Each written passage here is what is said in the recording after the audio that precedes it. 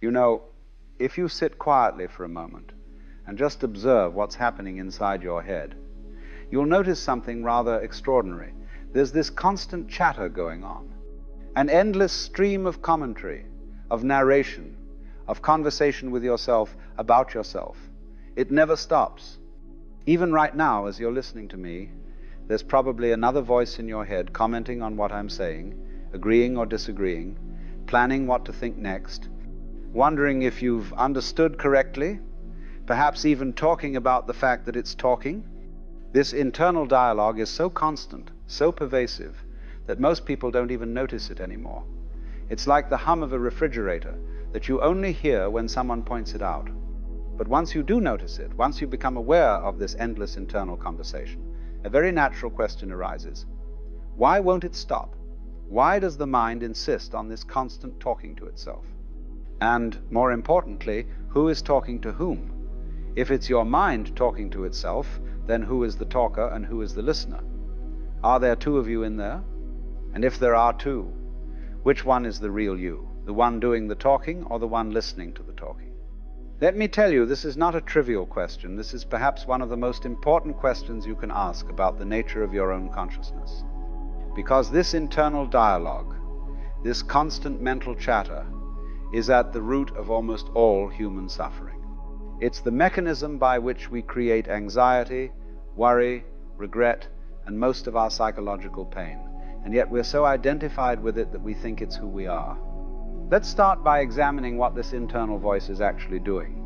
If you pay close attention, you'll notice that it's doing several things. First, it's narrating. It's telling you the story of what's happening. I'm sitting here listening to this. I wonder what he'll say next. This is interesting. I'm not sure I agree with that. It's like a sports commentator giving you a play-by-play of your own life, except that you're living the life and providing the commentary simultaneously. Second, it's evaluating. It's constantly judging everything that happens as good or bad, pleasant or unpleasant, desirable or undesirable. I like this, I don't like that. This is going well, this is going poorly, I should have done that differently, I hope this continues, I hope that doesn't happen again. On and on, an endless stream of evaluation and judgment. Third, it's planning and rehearsing. It's constantly projecting into the future, imagining scenarios, preparing speeches you'll never give, having arguments with people who aren't there, worrying about things that might happen, fantasizing about things you hope will happen. I'll tell them this. If they say that, I'll respond with this. What if this happens? I need to remember to do that. Tomorrow I'll do this differently. Fourth, and perhaps most insidiously, it's maintaining your sense of identity. It's constantly reminding you of who you are, what your story is, what happened to you in the past, what you believe, what you like and don't like, what you're afraid of, what you hope for. I'm the kind of person who I've always been. I could never. I remember when this is just like me too. It's like a propaganda machine working tirelessly to convince you that you are this particular character in this particular story. Now, why does the mind do all this? What's the purpose of this endless chatter? Well, fundamentally, it's trying to maintain control. The mind believes that if it can just think about things enough, analyze them enough, plan for them enough, it can control what happens. It's trying to make life safe, predictable, manageable. It's trying to avoid pain and secure pleasure. It's trying to defend and promote this entity it believes itself to be, this separate self that needs protecting and advancing. But here's the problem. It doesn't work.